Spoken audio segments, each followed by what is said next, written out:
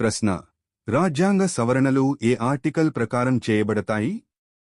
జవాబు: ఆర్టికల్ 368. ప్రశ్న: రాజ్యాంగంలోని ఆదేశిక సూత్రాలు ఏ భాగంలో ఉన్నాయి? జవాబు: భాగం 4.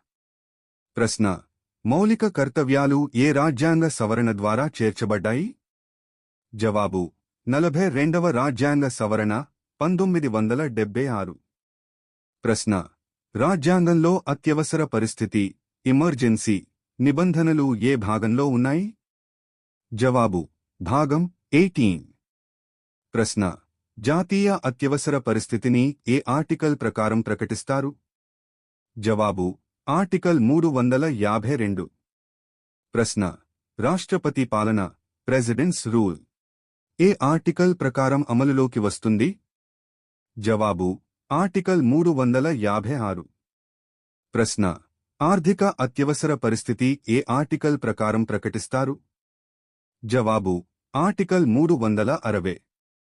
ప్రశ్న: భారత పార్లమెంట్లో ఎన్ని సభలు ఉన్నాయి?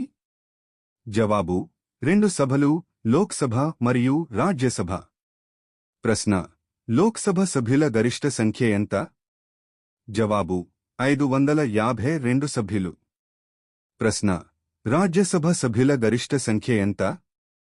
జవాబు: 250 సభ్యులు.